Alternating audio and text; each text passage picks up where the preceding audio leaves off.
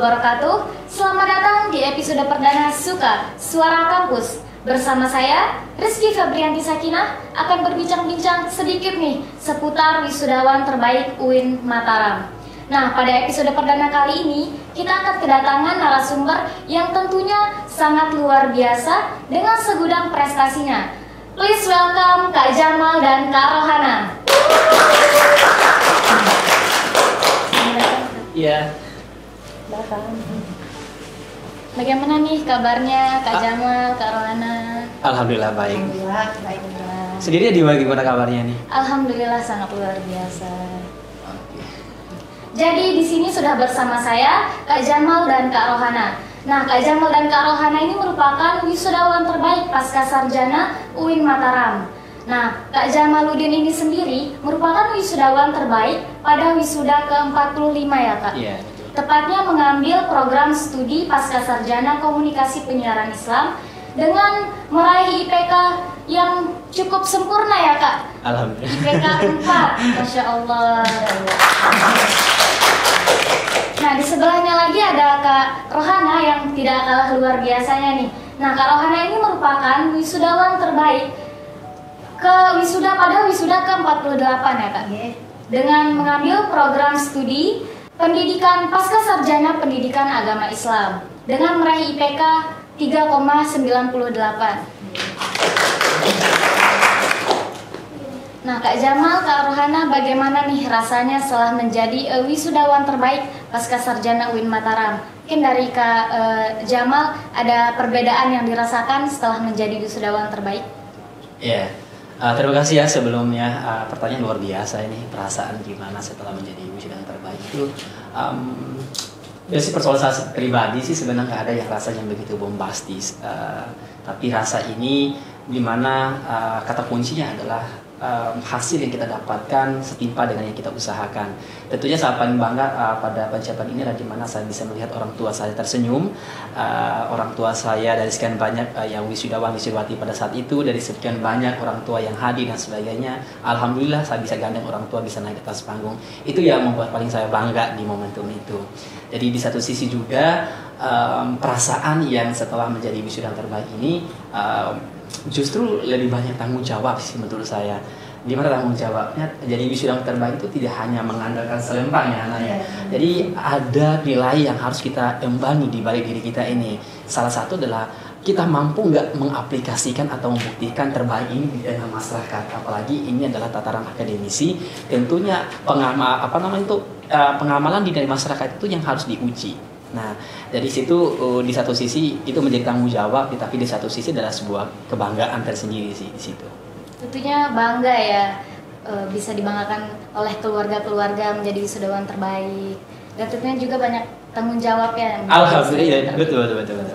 Kak Rohana sendiri nih, apa sih yang dirasakan setelah menjadi wisudawan terbaik? Baik, terima kasih. Sebenarnya hampir sama ya apa yang dirasakan oleh Kak Jamal. Dan ini ya tentu pertama sangat bersyukur ya karena ini merupakan suatu anugerah. Tentunya apa yang telah saya capai itu terlepas ya dari usaha dan lain sebagainya. Tentu ada kerja keras di sana yang tentu doa juga ya, terutama doa kedua orang tua. Saya percaya bahwa doa kedua orang tua itu sangat dahsyat, terutama doa seorang ibu. Karena itu yang saya yakini selama saya berkuliah. Setiap proses atau langkah yang saya jalani tentu tidak terlepas dari doa ibu. Jadi saya rasa doa ibu merupakan kunci ya, itu menjadi kunci utama dari kesuksesan atau hasil yang telah saya raih selama ini. Tentu kebanggaan juga tanggung jawab yang telah disampaikan memang benar. Apa yang kita dapatkan ya bukan hanya satu kebanggaan aja ya, tetapi lebih dari itu ada tanggung jawab yang besar. Kita harus membuktikan bahwa kita sudah pantas gitu mendapatkan ya sesuai dengan apa yang bisa kita berikan untuk orang lain. Bermanfaat nggak kita gitu dari prestasi yang kita dapat? Ada nggak feedback atau manfaat yang bisa diberikan kepada masyarakat sekitar? Ya itu saja. Oke, sangat luar biasa sekali ya. Selanjutnya nih Kak, tentu saja menjadi wisudawan terbaik itu punya kriteria-kriteria tertentu ya. Mungkin dari Kak Rohana sendiri, kriteria apa sih yang harus dimiliki oleh wisudawan terbaik itu? Atau kriteria apa sih agar kita bisa menjadi wisudawan terbaik? Baik, terkait kriteria ya, sebenarnya secara ini ya, untuk secara umum, jikalau kita menginginkan sesuatu, tentu harus ada usaha, kerja keras, dan lain sebagainya. Nah, terkait kriteria, saya rasa semua kita bisa itu dan berhak untuk mendapatkan prestasi itu. Jadi tergantung pada pribadi masing-masing, bagaimana selama proses perkuliahannya, ya tentu ini terkait dari proses ya, karena kita yakin bahwa tiada hasil yang mengkhianati proses atau proses yang mengkhianati hasil gitu. Tentu terkait kriteria dan lain sebagainya, saya rasa kita berhak, tergantung nanti bagaimana proses yang dijalani. Keyakinan ini yang penting, karena kunci saya bisa juga meraih prestasi ini karena keyakinan. Saya yakin saya bisa. Mungkin dari Kak Jamal sendiri ada kriteria tertentu untuk menjadi wisudawan terbaik? Oke, good. Kalau kita berbicara terkait dengan kriteria atau indikator hal apa yang harus dipenuhi oleh seseorang untuk menggapai wisudawan terbaik itu, secara general itu mungkin bersifat subjektif ya. Mungkin semua teman-teman yang lain tuh punya standar yang berbeda-beda ya. Saya pun mungkin punya TNI yang berbeda, Hana pun mungkin punya strategi yang berbeda dengan saya dan sebagainya. Tapi satu hal yang pasti ya, just one thing we should know untuk meraih itu adalah kita harus study hard, itu yang paling penting, kata kuncinya. Kita harus belajar dengan giat, jangan pernah takut untuk mencoba, dan kita harus menyadari tanggung jawab kita sebagai mahasiswa itu apa. Nah, kriteria untuk menunjang terbaik itu tuh ya tentu tidak semudah itu. Banyak air mata, banyak hal yang kita lewati dan sebagainya. Jadi kalau saya tuh mengatakan dalam dalam setiap perjuangan ini, kelemahan terbesar kita adalah di mana kita menyerah, dan kekuatan terbesar kita dan di mana kita bangkit dari segala yang membuat kita lelah dan sebagainya. Sehingga kriteria menentukan hal demikian, sikap-sikap kita yang tahan banting, sikap-sikap kita yang menikmati proses itu. Sehingga prosedur kuliah yang kita tempuh di kampus ini kita bisa menjalankan dengan maksimal ya. Kita harus check and balance usaha kita dan sebagainya. Jadi tidak mungkin kita bisa naik ke level tersebut tanpa melalui proses-proses yang ada. Salah satunya adalah kita berkuliah dengan baik, kita memahami indikator atau kontrak belajar dengan dosen, kita melaksanakan tugas dengan baik dan sebagainya. Jadi stop untuk mengatakan bahwa kita ingin dapat nilai yang bagus kalau kita berusaha yang kurang gitu ya. Kan terkadang-kadang juga di mahasiswa kadang-kadang kan menyalahkan dosen semata-mata dan sebagainya, tanpa kita mengintrospeksi diri kita bahwa sekali-kali jangan berharap dosen memahami kita, tapi kita juga berharap bahwa kita bisa memahami dosen gitu ya. Kalau kita melakukan hal demikian, tentu akan bisa kesetaraan dalam memahami hal demikian. Nah, ini yang juga yang kekurangan bagi teman-teman atau mahasiswa. Mungkin saya pun sama waktu itu, tapi ketika saya melakukan improvisasi diri saya atau melakukan inovasi terhadap sebuah usaha dalam menggapai cita-cita ini adalah harus melakukan dengan sesuatu yang dengan teliti dan sebagainya. Terus yang selanjutnya kriteria yang tidak kalah penting adalah kita harus punya target. Jadi target ini sangat penting untuk mengontrol segala apa yang kita lakukan. Jadi kalau kita tidak punya kontrol, kan pasti waktu kita tidak akan balance, kita tidak akan terkontrol. Jadi ada stigma-stigma liar yang perlu kita harus patahkan bersama adalah kalau kita menggunakan konsep biarkan kita ini seperti air aja yang mengalir. Kalau kita membiarkan seperti itu di tataran akademisi, ya ini bukan benda mati. Kita ini punya tujuan, kita ini punya batasan. Lu kalau lebih dari 14 semester kan DO gitu kan? Itu kan kalau kita lebih dari situ kan masih kan DO. Berarti apa? Kalau kita tuh punya target-target tertentu, soalnya harus di wisuda ini harus dapat apa gitu kan. Kita harus mencapai apa. Kita wisuda ini kalau bisa 3,5 tahun, kenapa harus 4 tahun gitu dan sebagainya. Kalau kita punya target seperti itu, insya Allah itu pasti ada rule dan memudahkan kita untuk memetakan cita-cita kita ke depan. Itu kriteria yang paling penting buat saya untuk menggapai hal demikian. Dari kriteria dari yang sudah disebutkan Kak Jamal tadi ada salah satu study hard ya. Yeah. Nah, Kak Jamal sendiri tipe mahasiswa yang ambis nggak sih?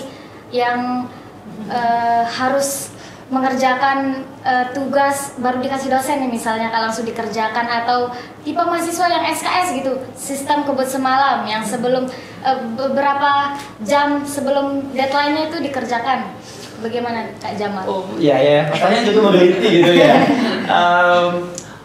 Jadi kalau Kalau selama ini ya terkait dengan pengalaman saya untuk kata ambisius mungkin kalau ambisius mungkin kita bisa definisikan mungkin kita bisa menghalalkan segala sesuatu demi kepentingan baik itu buruk dan sebagainya. Tapi kalau untuk pribadi saya pengalaman saya untuk menggambarkan sampai di titik ini bukan ambisius sih, tapi lebih tepatnya adalah orang yang tidak takut untuk mencoba. Tidak takut untuk mencoba, yang artinya tidak takut untuk mencoba dalam artian misalnya tadi bisa dikasih misalnya tugas atau ada lomba dan sebagainya, itu saya tidak pernah takut untuk mencoba. Ketika ditolak ya udah saya pelajari lagi. Misalnya kalau pendapat saya pun di ruangan ketika tidak berseberangan dengan teman di kelas atau tidak sedapat dengan dosen, tidak ada masalah, karena bagi saya kesalahan bagi seorang mahasiswa itu adalah sebuah hal yang lumrah gitu kan. Jadi kalau kita pun pintar nggak mungkin kita hadir di ruangan gitu pada proses perkuliahan gitu kan. Itu yang pertama.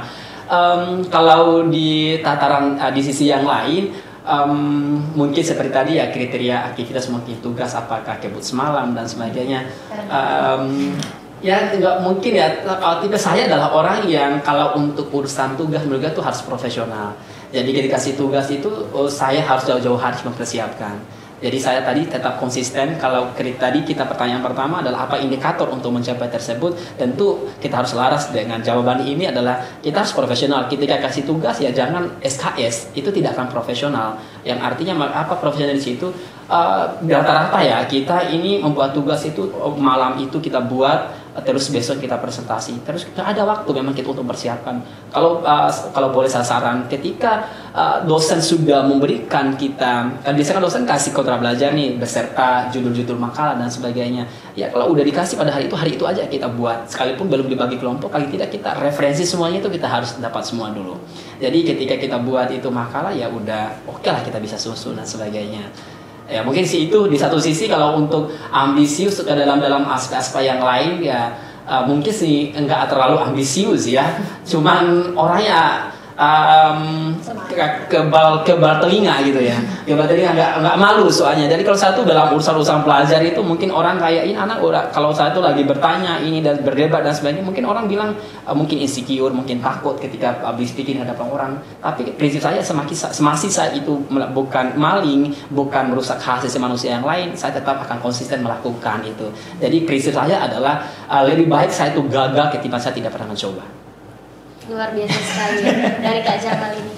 Nah, bisa buat motivasi nih untuk mahasiswa-mahasiswa di luar sana yang masih punya habit SKS ya, sistem kebut semalam itu sangat tidak dianjurkan ya dalam perkuliahan. Untuk Kak Rohana sendiri nih, apakah Kak Rohana itu termasuk orang yang ambisius atau bagaimana? Oke, baik, yang pertama ya terkait ambisius. Tentu kita ya ketika menginginkan sesuatu kita kan punya usaha, kemudian keyakinan, kemudian tekad. Nah, yang tentu ini terkait proses saya mencapai ini ya selama perkuliahan.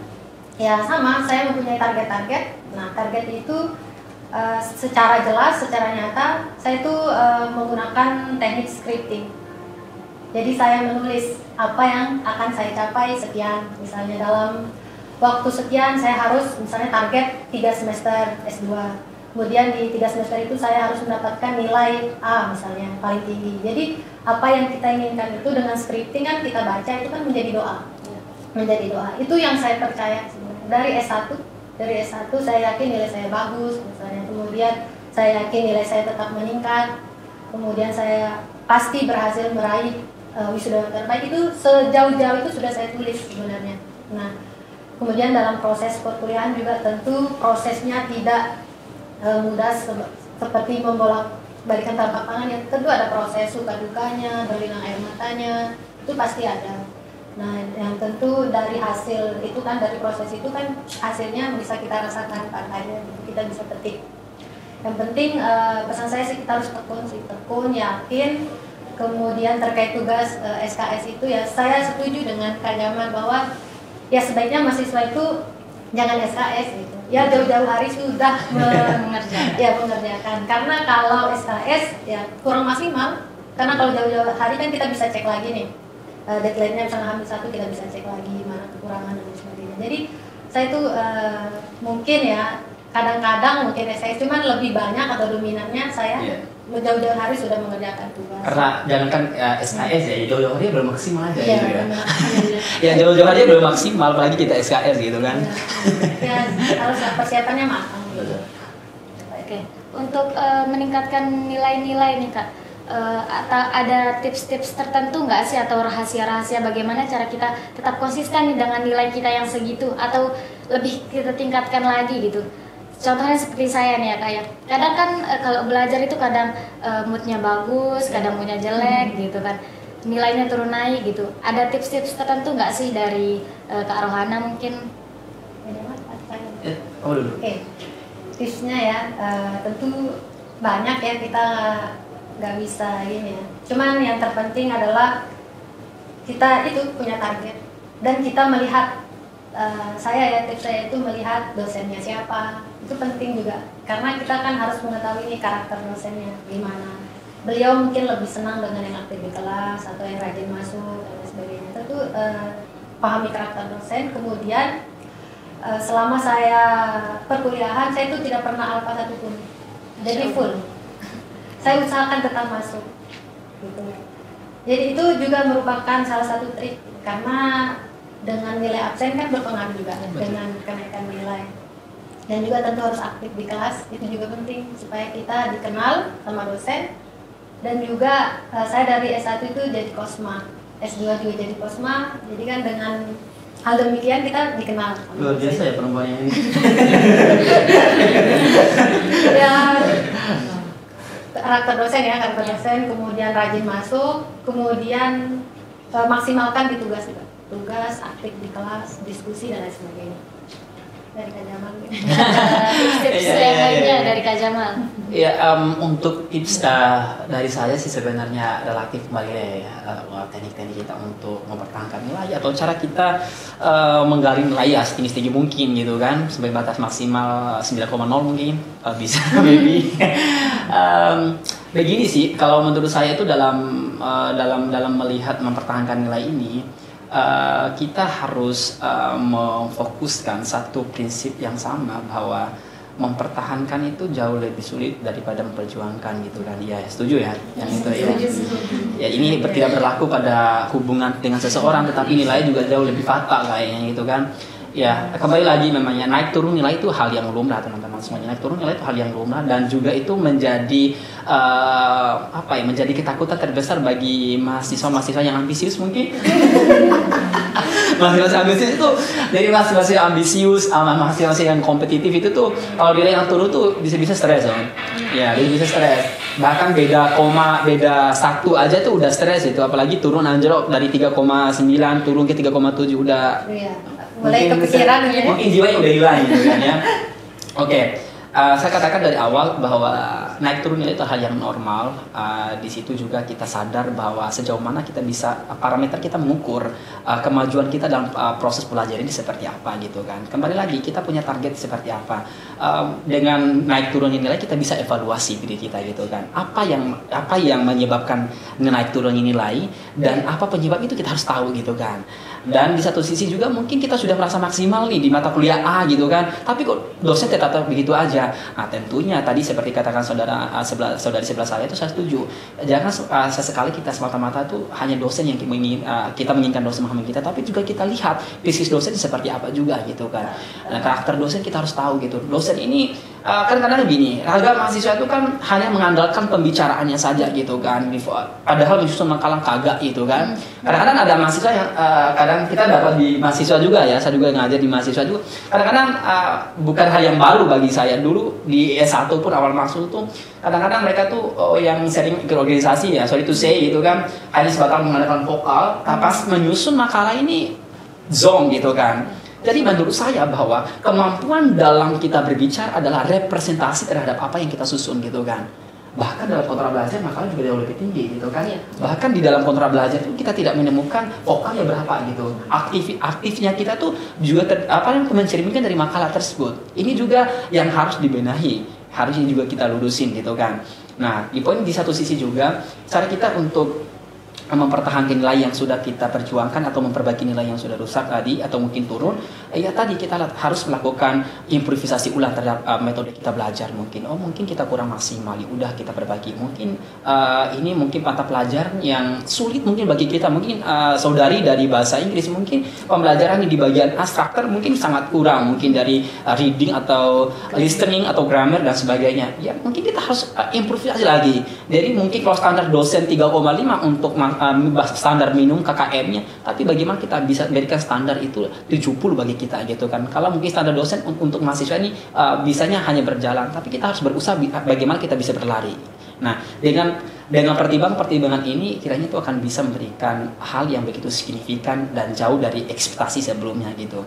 Kalau prinsip saya sih adalah kalau orang di sekitar kita ini berjalan, bagaimana kita bisa bervisi untuk terbang. Ya. Itu kalau bagi saya. Jadi sehingga kita bisa melakukan sesuatu yang lebih dari sekian banyak orang gitu. Kalau kita lebih itu, kalau kita melakukan usaha yang lebih, kita terobosan-terobosan yang berbeda dari yang lain itu pasti juga akan ada nilai yang beda dan nilai yang beda. Dan yang paling besar itu kita di sarang pertanian ini bagi mahasiswa mungkin pada umumnya ya. Kita lihat aja kontrak belajar gitu ya. Kontrak belajar itu kan menjadi kata kunci. Kalau dosen tidak sesuai dengan kontrak belajar yang sudah dijanjikan, itu kan bisa tuntut.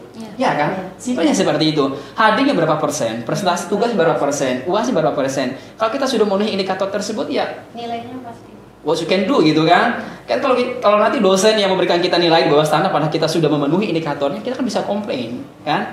Nah itu sih kalau saya tuh pernah juga melakukan komplain itu kan. Yang penting kita punya data bukti gitu. Itu aja sih. Mungkin selama perkuliahan nih Kak, ada faktor-faktor tertentu nggak sih yang bikin nilainya down gitu? Punya pengalaman apa sih yang bikin nilainya down? Mungkin dari Kak Jamal. Nilainya down itu ya kalau di S1 ya, di S1 dulu itu yang apa ya saya kira di S1 ya. Kalau di S2 alhamdulillah nggak ada yang tahu ya. Kalau di S1 dulu ya, di S1 dulu itu saya dapat B itu cuman dapat 3 itu B+. Dari awal itu saya dapat B+ itu tuh saya nggak tahu dosen itu yang pertama ya. Mohon maaf nih dosen-dosen yang pernah ngajar saya dulu di S1 gitu kan. Saya nggak sebut namanya ini. Ada dosen yang nggak pernah masuk sama sekali, tapi dia pas di fase UAS dia kasih soal gitu kan. What you mean gitu kan. Kita nggak tahu apa yang kita harus lakukan gitu kan. Kita udah maksimalkan take home, kita udah kerjakan dan sebagainya. Jadi paling tinggi saya B+ itu paling tingginya. Teman-teman saya tuh C gitu kan. Jadi percayalah bahwasanya tuh nilai yang rusak tuh tidak semata-mata dari mahasiswa. Terkadang mungkin kelalaian dosen juga bisa jadi kan.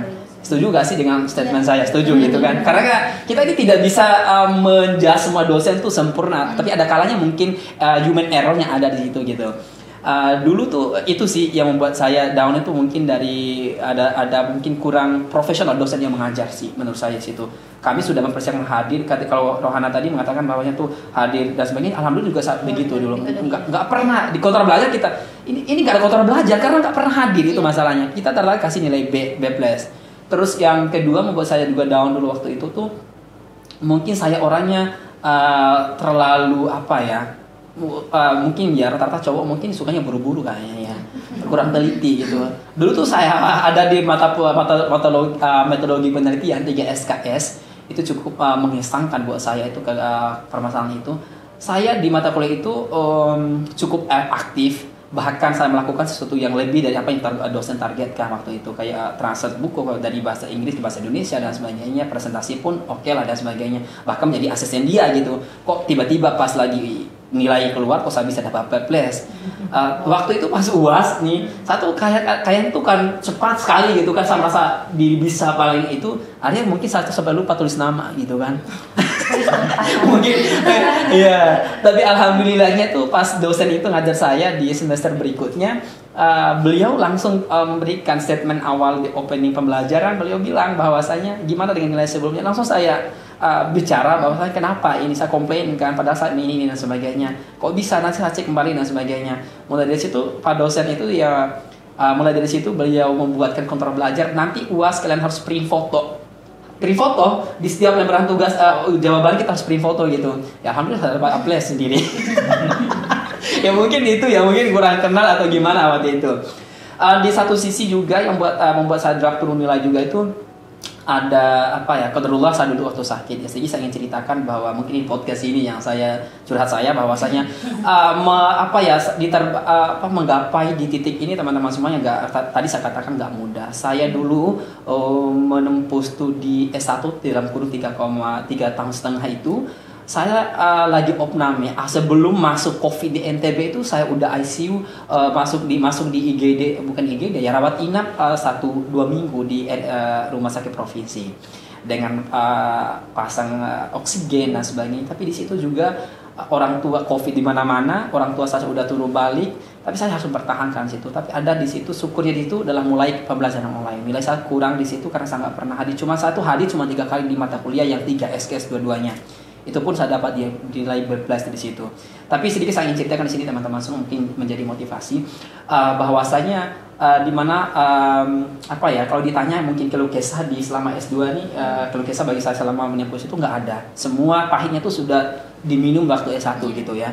Saya menyusun skripsi, menyusun proposal di mana saya tuh udah bisa nggak bernafas karena dulu ada penyakit ya gitu kan. Tapi satu prinsip saya di situ di mana benar-benar mau menyerah, orang tua pada suruh out dari kampus, lanjut lagi ke depan gitu kan. Tapi di situ membuat saya kalau saya balik lagi nanti akan menjadi bumerang ini dan sebagainya. Dan saya memilih untuk pulang sebelum sukses itu bukan pilihan yang tepat. Tapi saya tekad pada diri saya, kalaupun saya mati dalam menuntut ilmu adalah saya percaya dia mati syahid gitu kan waktu itu. Dan saya percaya juga bahwa tidak ada ujian yang di luar batas kemampuan kita. Jadi saya percaya itu, alhamdulillah ya Allah berikan hadiah yang lebih dari saya harapkan hingga dari S1 sampai S2 ya. Alhamdulillah bisa jadi dapat terbaik, bisa mewakili dari fakultas-fakultas yang lain. Luar biasa ya dari Kak Jamal ini. Nah mungkin dari Kak Rohana ada pengalaman tersendiri. Ya terkait pengalaman pasti ya banyak sekali suka dukanya dan lain sebagainya. Ya itu apa yang telah diceritakan oleh Kak Jamal itu hampir sama dengan saya.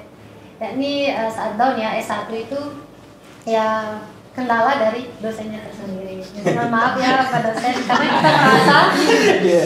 karena kita merasa ini ya sudah konsisten gitu. Ya dari kehadiran, sudah tugas juga sudah, kemudian aktif di kelas dan lain sebagainya. Tetapi nilai yang diberikan kan tidak sesuai dengan yang kita harapkan. Ya bisa kita katakan amin lah. Nah, tetapi kan kalau dulu saya S1 kan masih A+. Berbeda kalau S2 ya di pada akhirnya ya nilai tertinggi itu A dia pakai, nggak jadi A. Berarti kalian A ya? Apa tinggi? Kalau tetap A+.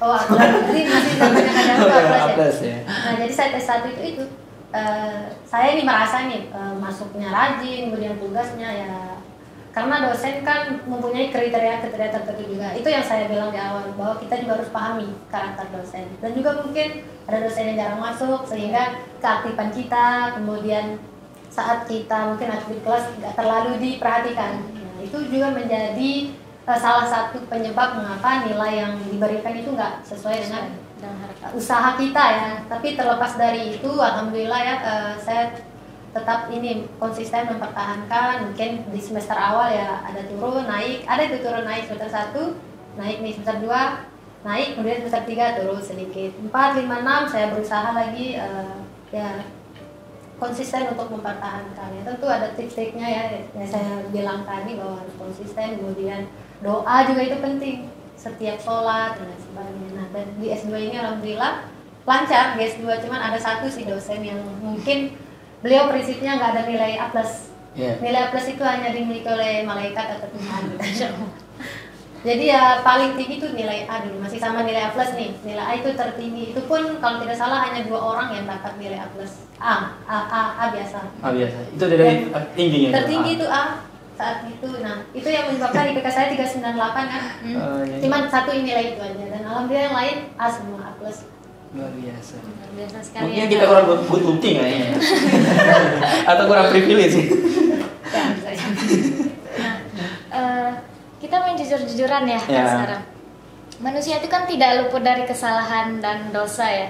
Nah mungkin pengalaman Kak Rohana dan Kak Jamal selama masa perkuliahan pernah menyontek nggak sih?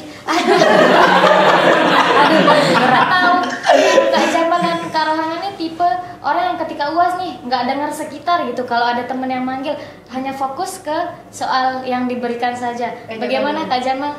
Oh ya, kalau nyata nyontek berarti sama kuliah nih, bukan masa-masa gue yang S1 S2.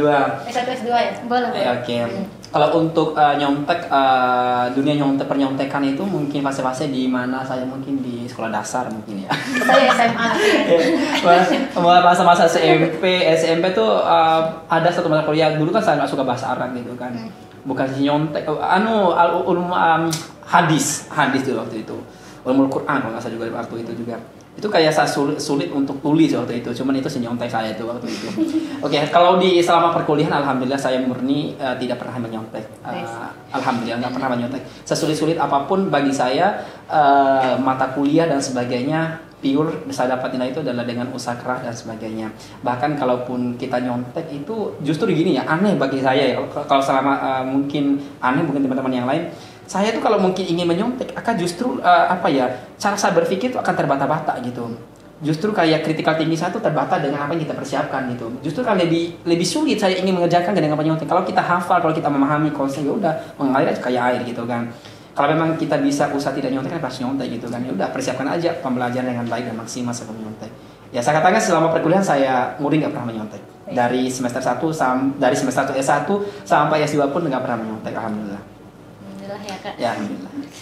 Kalau dari Kak sendiri nih. Sesulit apapun nggak pernah. Kalau saya terakhir SMA ya mungkin ya. Cuma di perkuliahan karena sistem ini ya, kita pendidikan agama Islam rata-rata soal yang diberikan itu take home biasanya ujian. Kemudian bisa open book. Itu biasa. Sering jarang sekali ada soal-soal yang ya kita harus menghafal gitu. Jadi untuk nyontek-menyontek saya rasa masih zaman ini ya SD, SMP, SMA mungkin bisa. Cuma di perkuliahan itu sangat jarang gitu. Mungkin kalau saya melirik teman minta jawaban itu pernah, minta pendapat teman juga pernah, mungkin lupa dan lain sebagainya itu pernah. Tapi tidak dikatakan menyontek ya, karena kita diizinkan membuka buku referensi. Biasa gitu kalau ujian. Apalagi zaman COVID ya, saya menjalani COVID selama 2 tahun itu kan soal-soalnya ya soal ini mengasah nalar dan sebagainya. Jadi teorinya bisa kita lihat di referensi. Jadi mungkin pertanyaannya apa yang dimaksud ini jarang sekali kan dalam perkuliahan karena teori apa yang dimaksud dan sebagainya itu kan masih tingkatan SMP SMA. Jadi perkuliahan ya butuh kemampuan mengembangkan teori ya kita bisa melihat di referensi, kita open book lah. Oke. Setelah lulus jadi wisudawan terbaik kemarin nih, mungkin ada dari Kak Rohana dan Kak Jamal mungkin ada niat untuk melanjutkan ke S3 nih, atau mau fokus kerja dulu, atau apa yang lagi difokuskan sekarang dari Kak Rohana? Saya dulu ya. Oke, baik. Sebenarnya niat melanjutkan itu ada, pasti insya Allah. Dan sekarang sebenarnya saya sedang fokus kerja dan alhamdulillah menjadi asisten dosen di UIN Mataram di Prodi PAI, dan insya Allah semester depan saya mulai mengajar tentunya mata kuliah sendiri. Dan ini ya yang masih saya pertimbangkan karena saya mendapatkan beasiswa wisuda terbaik S3 selama 2 semester, dan tentu nanti saya akan pertimbangkan lagi karena untuk terkait biaya selanjutnya mungkin ini ya menjadi pertimbangan saya, orang tua juga, dan insya Allah semoga apapun hasil nanti ya saya mau lanjut atau tidak, tapi yang jelas insya Allah lanjut kapanpun itu tetap akan saya lanjut, tapi nggak tahu sekarang nih. Dan sekarang mau fokus kerjaan. Iya, kalau saya sih setelah wisuda kemarin itu ya besar sih harapan saya tuh langsung S3 sebenarnya gitu kan, karena satu kayak ngerasa belum puas aja untuk belajar gitu ya, sekalipun udah mati-matian dibanting oleh dosen pembimbing sana sini gitu kan, tapi setelah wisuda tuh kayak kok belum merasa puas gitu, kayak ada rasa ketagihan gitu ya, kayak ada rasa ketagihan untuk belajar dan sebagainya itu kan. Kemarin setelah wisuda itu sama mungkin dengan saudara samping saya, kita juga sama-sama dapat SK dari rektor untuk dapat nanti S3 ya, beasiswa di UIN Mataram juga.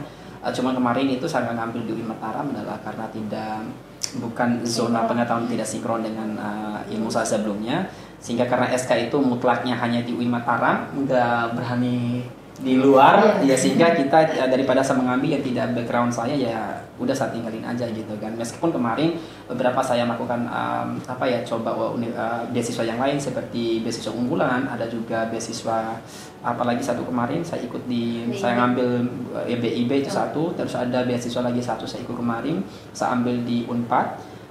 Kemarin sebenarnya di Unpad itu alhamdulillah sebenarnya keterima sebenarnya, cuman pas di proses login terakhirnya itu adalah ternyata jalur beasiswa itu adalah harus dari Kemendikbud, bukan dari Kemenag. Jadi saya yang dari UIN Mataram tuh tolak. Sebenarnya proposal disertasi saya udah diterima, jurnal-jurnal saya ada di sana, CV saya semua di sana udah diterima. Akhirnya bahkan saya cek di dosen promotor pun udah bilangnya bagus gitu kan. Jadi beasiswa itu cukup sangat luar biasa. Saya lupa nama beasiswanya itu. Cukup luar biasa. Jadi dari dosen itu yang langsung menentukan dengan beberapa karya. Jadi saya sangat meyakinkan itu karena berdasarkan karya saya sangat sinkron dengan karya beliau, dengan background ilmu saya dari ilmu sosial dan komunikasi dengan sosiologi, dengan riset yang notabene itu sebenarnya bisa kemarin. Ya akhirnya ketolak lagi karena itu yang tidak bisa kita negosiasi dan sebagainya. Ya udah. Sekarang saya ngajar di Fakultas Usul dan Studi Agama, ngajar di semester 6, kemarin di semester 5 juga. Alhamdulillah diberikan ruang bagi kami sebagai alumninya juga, dan sekarang juga saya menjalankan juga sebagai pelaksana kepala sekolah juga di salah satu SD Islamic School yang ada di Lombok Barat juga, sebagai pendamping dalam menganalisis guru-guru saya, siswa-siswa dan sebagainya. Ya begitulah. Setelah ini sebenarnya saya masih punya progres dan punya harapan ingin melanjutkan program studi karena belum puas kata kuncinya. Semoga bisa. Amin. Insya Allah. Nah, selama berkuliah di UIN Mataram nih Kak, ada nggak sih hal-hal yang berkesan gitu? Apa sih yang berkesan selama kuliah di UIN Mataram ini? Mungkin dari Kak Jamal. Oke ya, keren ini pertanyaan ini ya Kak. Dari awal saya masuk aja dulu ya, di 2017 ini ya. Di 2017 saya masuk di UIN Mataram aja. Saya dulu kan pernah ikut di kampus sebelah gitu kan, tapi nggak ketolak gitu kan dengan jalur tertentu gitu kan. Akhirnya saya masuk di UIN Mataram ini dengan jalur terpaksa. Jalur terpaksa. 2 kali saya ikut di kampus sebelah, akhirnya ketolak terus gitu kan. Padahal saya udah korban sampai nggak tidur, sampai kayak stres gitu kan. Akhirnya abang saya dulu waktu itu, saya ucapkan terima kasih Abang Tahir ya, dulu tuh yang benar-benar bantu saya dulu. Dia daripada dia lihat saya stres di kosnya, akhirnya dia daftar sembunyi-sembunyi, saya sudah dipilih jurusan. Akhirnya waktu awal daftar aja saya pilih awal tuh bahasa Inggris sama politik pemikiran Islam, karena akhirnya saya pilih di program studi sosiologi agama. Itu pilihan yang tidak saya inginkan tapi dipilih paksa sama kakak. Akhirnya itu yang diloloskan. Selama perkuliahan di UIN Mataram ini yang paling kesan, yang paling besar itu adalah saya menemukan orang-orang yang luar biasa ya, sesuai dengan ekspektasi saya. Dulu saya di SMA itu tuh hanya menonton orang-orang di sekitar itu aja, mungkin orang-orang begitu aja klasternya gitu kan. Pas di kampus ini saya berbaur dengan orang dari suku yang berbeda-beda dan sebagainya. Terus yang paling berkesan, yang paling besar itu apalagi ya di FUSA dulu, sebelum ini semua ada, sebelum bangun-bangunan yang megah ini, dulu ini rumputan kayak di sini dulu itu. Berkesan itu tuh kita tetap semangat ya dalam memahami keadaan yang terbatas pada saat itu tuh. Tapi alhamdulillahnya di UIN Mataram ini memberikan akses yang sangat besar bagi mahasiswa berprestasi, tetap diberikan ruang dan sebagainya, sehingga kami ya, atau saya pun dari orang yang mungkin underprivileged ya, mau nggak mau harus dari orang yang tidak tahu siapa di sini, ya saya tidak punya kenalan siapa di sini, mungkin hal waktu tuh stres juga masuk di UIN dulu tuh, siapa gitu saya mau ajak ngobrol dan sebagainya.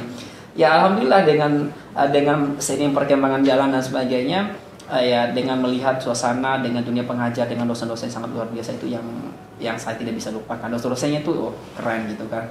Jadi memberikan pengawalan itu di hanya dunia pengajaran baik teksnya doang, tetapi secara branding personal komunikatornya mereka itu luar biasa. Jadi perlu kita contoh, itu yang sangat berkesan. Jadi teman-teman semuanya pun di sini kalau keluar dari UIN Mataram nanti adalah melihat sosok dosen-dosen kita ini sangat menjadi promotor bagi kita untuk mengimplementasikan ilmu kita. Itu yang sangat berkesan bagi saya kuliah di UIN Mataram ini. Itu saja. Luar biasa sekali ya Kak Jala. Selanjutnya Kak Rohana, mungkin apa sih yang berkesan di UIN Mataram ini? Yang berkesan ya, baik. Nah, sebelumnya yang disampaikan sama Kak Jamal juga mewakili sebenarnya. Jadi ya pengalaman ketemu dengan dosen yang luar biasa, juga teman-teman ya dari berbagai latar belakang yang berbeda-beda, dari daerah yang berbeda-beda kita bisa bergaul, berteman dan lain sebagainya. Dan sama, saya juga daftar di kampus sebelah, tidak lulus. Ya. Dan jangan sampai nanti yang nonton tuh, iya. gue buang. Itu tidak apa-apa ya. Jadi sebenarnya saya bangga gitu bisa masuk UIN karena saya jalur mandiri nih, ceritanya jalur mandiri. Sama kira kamu jalur mandiri. Oh ya. Jalur terakhir.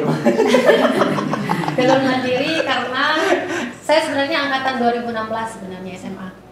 Jadi 2 tahun itu pertama saya pernah kuliah di Bali, ambil jurusan teknik komputer, diploma 1.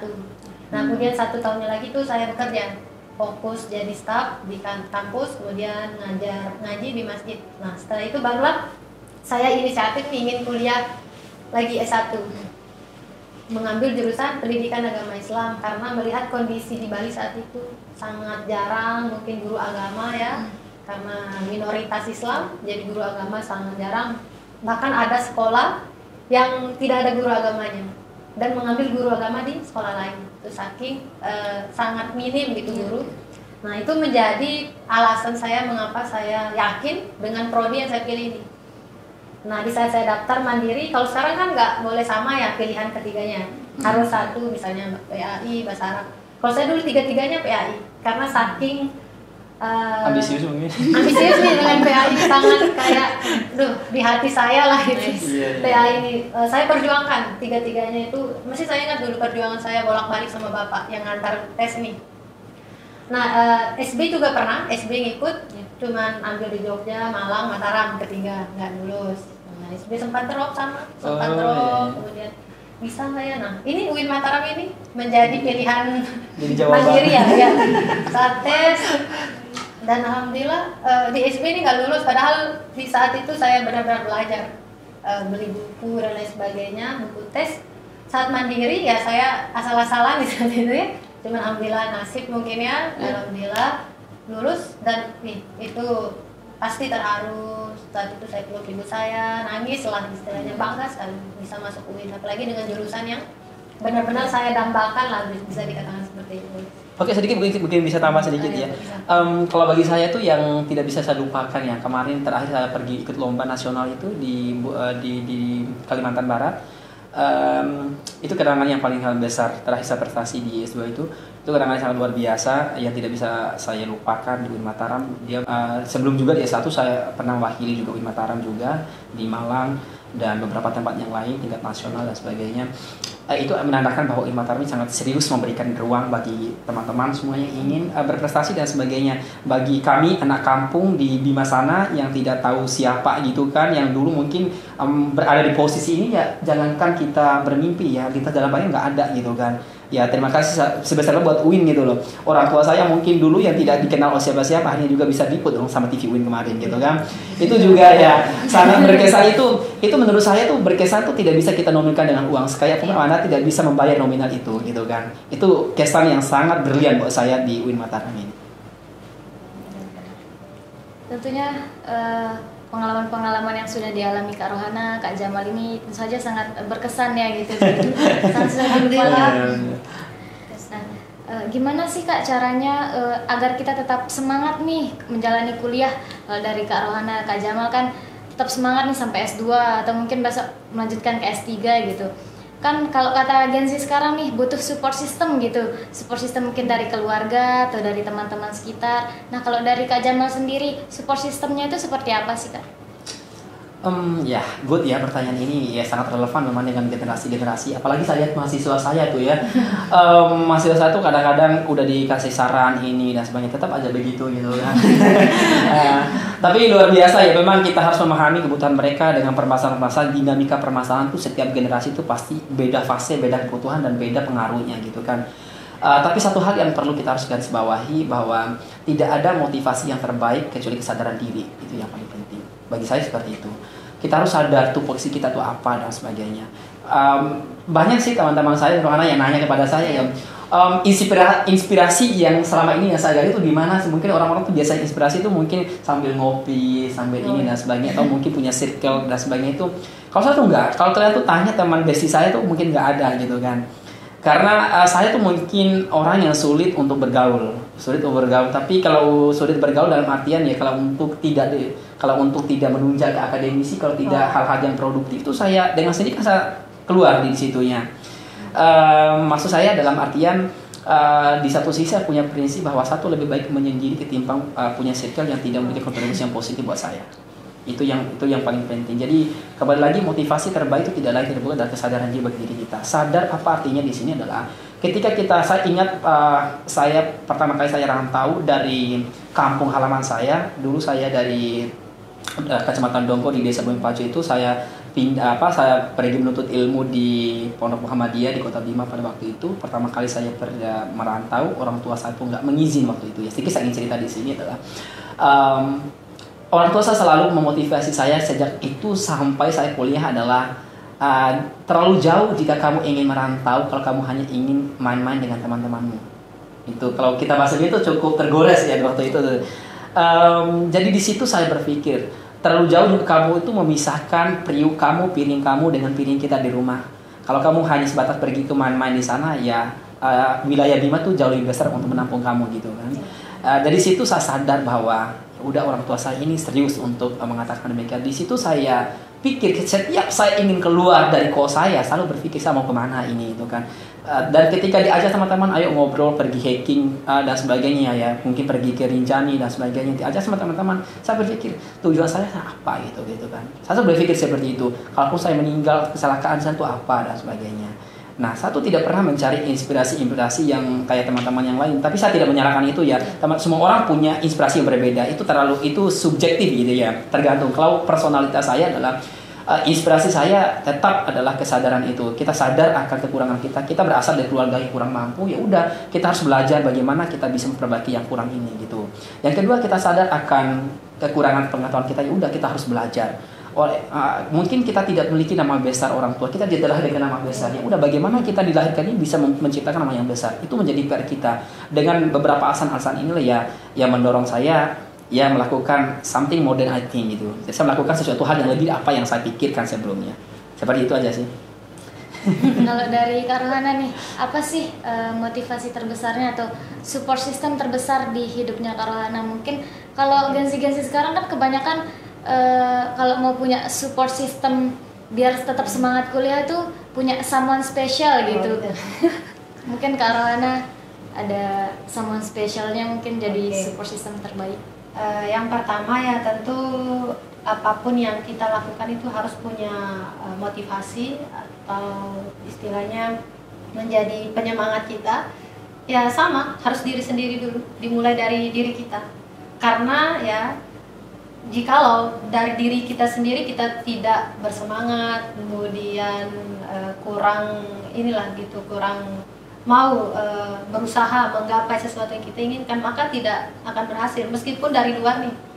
Mungkin support system kita kedua orang tua mungkin ya, kemudian sahabat dan lain sebagainya, tetapi dari diri kita sendiri kita belum bisa atau belum benahi, itu tidak akan bisa. Jadi penting dari diri kita sendiri dulu. Ya, betul. Ya, kita harus istilahnya bersemangat lah ya, yakin, kemudian barulah faktor eksternal itu mendukung. Nah, jadi internal dulu nih kita perhatikan. Internal, kemudian yang eksternal ya, saya pertama kedua orang tua, ibu. Nah, itu yang menjadi motivasi saya. Saya semangat menjadi orang sukses. Ya sama, kita dilahirkan juga tidak membawa nama besar orang tua ya, karena jujur kita dari keluarga yang biasa-biasa aja. Ya, dan alhamdulillah menjadi wisudawan terbaik itu merupakan suatu kebanggaan. Kita bisa mengajak orang tua naik ke atas panggung, dan itu luar biasa itu saya kira. Dan kebanggaan itu ya mungkin tidak bisa dibayar dengan nominal apapun, karena ini masya Allah gitu. Apalagi kita di luar rantauan nih. Betul. Saya Sumbawa, lihat Bima, masya Allah ya. Jadi itu penting diri sendiri dulu, diri sendiri, kemudian faktor luar ya mungkin orang tua, kemudian mungkin ada yang someone spesial kan beda-beda nih orangnya, beda-beda siapa yang jadikan motivator. Oke, betul. Saja sih dari saya. Sedikit ya Kak ya, yang saya ingin tambahkan karena kita dari komunikasi penyiaran Istor, sedikit saya ingin sampaikan. Allah sudah mengatakan dalam Al-Quran, Innallaha la yughayyiru ma biqaumin hatta yughayyiru ma bi anfusihim. Sesungguhnya Allah tidak, kalau Allah aja tidak mampu merubah kamu, apalagi kecuali diri kamu ya. Allah tidak akan merubah nasib kamu kecuali kamu itu yang merubah nasibnya. Ini mengindikasikan bahwa apa? Tidak ada sekuat apapun, selembut apapun motivasi dari kelas Mario Teguh pun itu, kalau kita tidak sadar dari dalam diri kita akan kekurangan kita, akan penting yang kita hidup dan sebagainya, tentu saja kita tidak akan meaningless apapun yang kita lakukan itu. Benar. Merasakan dari Iya, diri betul. dulu lah. Dari diri kita. Seberapa penting sih pendidikan untuk Kak Jamal dan Kak Rohana ini? Apalagi buat Kak Rohana kan, sebagai seorang wanita banyak nih yang mengatakan wanita tuh cewek tuh ngapain sih pendidikannya tinggi-tinggi gitu, ujung-ujungnya di dapur gitu. Gimana tuh tanggapannya Kak Rohana? Baik, saya rasa pendidikan sangat penting. Karena kenapa? Apalagi seorang perempuan sebagai madrasatul ula, ya pendidikan utama bagi anak. Ya dia yang akan mendidik pertama kali anaknya. Ya tentu seorang anak sebelum dia terjun ke luar ya, pendidikan di luar ya, dia terlebih dahulu dididik oleh keluarga, kedua orang tua, terutama ibu. Nah, jadi juga gen ibu juga menentukan kecerdasan anaknya gitu. Berapa persen gen ibu itu sangat menentukan kecerdasan anak. Dan saya rasa sangat penting, dan mindset seperti itu saya kira kita ini ya, karena itu saya kira sudah jauh sekali bahwa yang mengatakan wanita harus di kasur misalnya, di dapur dan sebagainya. Ya itu bisa, cuman kan pendidikan juga penting bagi saya. Mungkin bagi perempuan di luar sana juga ya penting, sangat saya kira. Karena itu untuk mendidik generasi kita selanjutnya, itu dari ibu terutama. Mungkin dari Kak Jamal, seberapa penting sih pendidikan bagi Kak Jamal itu? Kalau tanya terkait dengan seberapa penting arti pendidikan bagi kehidupan ini, kita akan bicara kalau kita berikan interval nilai ya dari 1 sampai 100, saya pilihkan 100. Kenapa? Karena dengan pendidikan kita akan memahami bahwa bagaimana kita bisa memanusiakan manusia gitu ya. Lewat pendidikan kita akan dipengajarkan bagaimana menghargai orang lain. Pendidikan ini diajarkan bagaimana cara kita berhidup dan sebagainya. Jadi stop untuk kita mendorong sebuah stigma yang liar bahwa pendidikan ini seakan-akan selalu diidentifikasikan harus sukses seperti pengusaha dan sebagainya, harus sukses seperti ini dan sebagainya. Tapi sekalipun di luar sana itu ada yang mengatakan ngapain pendidikan tinggi gitu kan. Kalau sukses itu bisa kita menjadi TKI, kita bisa menjadi ini dan sebagainya. Tapi lebih dari situ bahwa ada nilai dalam pendidikan ini yang mungkin tidak bisa didapatkan dari situ. Jika tidak lewat pendidikan bisa sukses, apalagi kita lewat pendidikan kita pasti akan jauh lebih sukses. Setuju nggak? Nah, di situ yang kita harus melihat bahwa kalau bayangkan ketika tidak tanpa orang-orang berpendidikan di negara ini, teman-teman semuanya, ya bagaimana bisa berjalan gitu ya. Dengan ada orang pendidikan masih banyak yang amburadul, masih banyak yang korupsi, apalagi yang tidak berpendidikan. Ini yang kita mempertanyakan bersama. Nah, maka dari situ kalau kita bicara arti pendidikan, saya dikatakan kalau kita berikan interval dari 1 sampai 100, saya berikan 100. Karena ya 1. Saking pentingnya. Karena tadi adalah pendidikan ini memanusiakan manusia, itu kata kunci yang perlu kita pahami. Dari dulu kita sudah tahu bahwa pendidikan adalah manusiakan manusia, itu sangat penting sekali. Bagaimana mendidikan karakter dan sebagainya. Sedikit saya ingin ceritakan teman-teman semuanya. Dulu sebelum saya masuk kuliah tamat SMA, saya diberikan opsi pada orang tua saya. Saya tuh melanjutkan perkuliahan atau tidak gitu kan. Orang tua saya pernah bilang pada saya tuh, jangan kamu seperti saya jadi petani dan sebagainya. Kamu harus melakukan studi dan sebagainya. Orang satu dulu berpikir bahwa satu harus menjadi pedagang nih, karena di sana mungkin banyak sapi, jagung dan sebagainya. Satu ingin itu yang menjadi saya lakukan.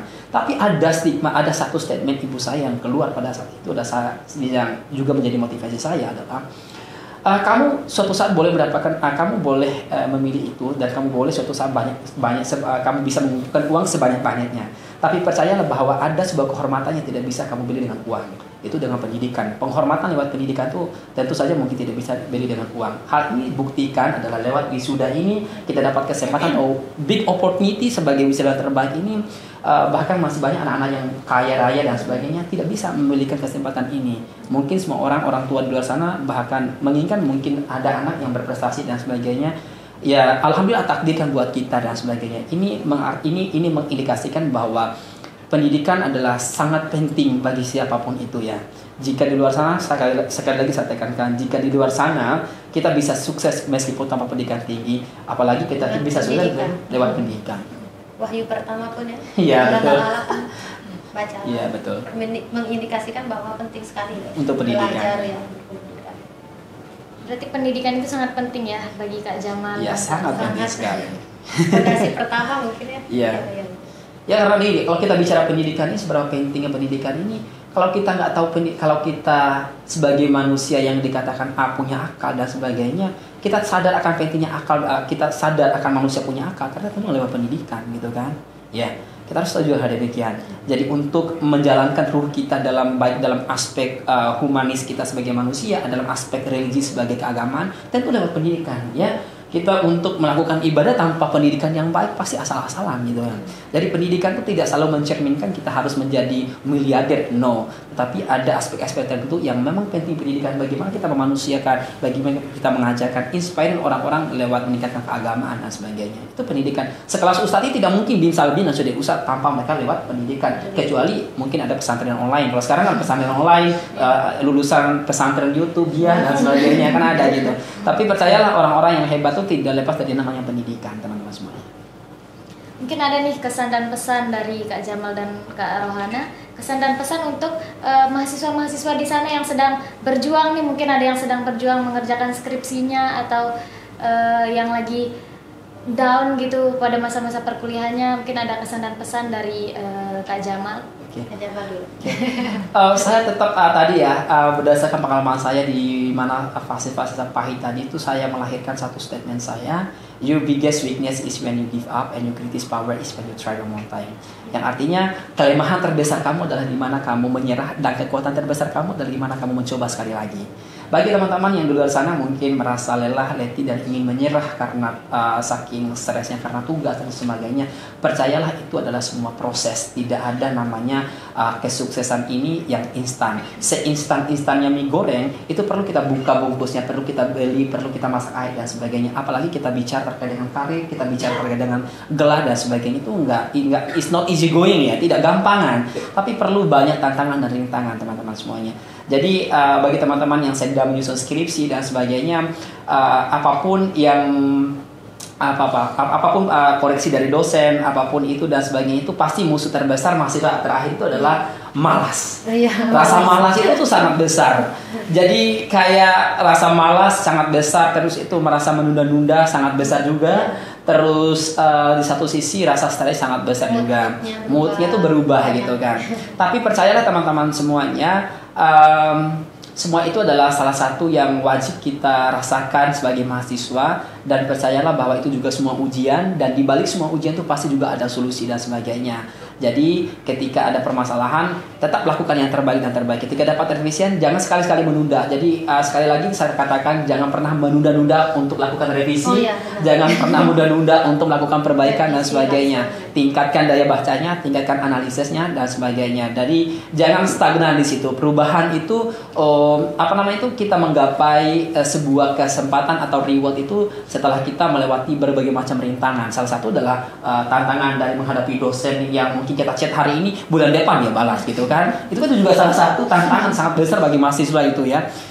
Sangat besar. Jadi jangan pernah takut untuk mencoba, jangan pernah takut untuk improvasi diri dan sebagainya. Ketika dosen sebagainya itu sedang membimbing teman-teman semuanya, sudah sarankan seperti ini dan sebagainya, ikutin dan sebagainya. Dan yang penting teman-teman semuanya, kuatkan data, kuatkan referensi itu yang menjadi kata kunci dalam menahan, dalam mempersiapkan diri di fase-fase yang sangat sulit ini. Apalagi teman-teman yang uji skripsi itu sangat it's very so hard ya, it's very so hard. I think it's very so difficult. Itu sangat sulit untuk teman-teman yang sangat diuji skripsi itu. Tapi menurut saya itu tidak sulit sebenarnya kalau teman-teman bisa melakukan dengan kesiapan yang sempurna dari awal, mungkin dari persiapan data, analisis dan sebagainya.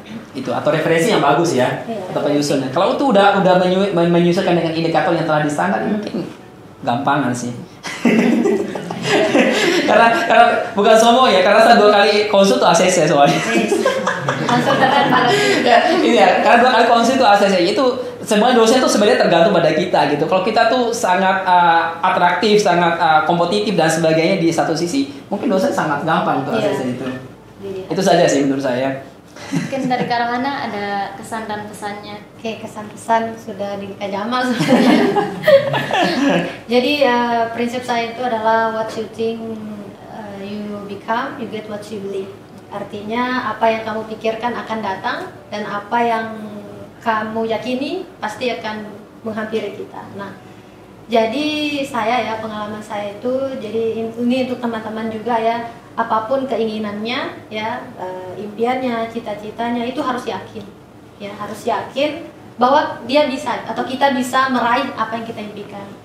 Karena tanpa keyakinan itu akan sangat mustahil. Itu kan sebagai inilah motivasi juga ya, dengan impian kita yakin, karena itu juga menjadi salah satu tips trik saya ya, kenapa saya alhamdulillah bisa meraih wisudawan itu, karena keyakinan itu. Saya yakin saya bisa, pasti.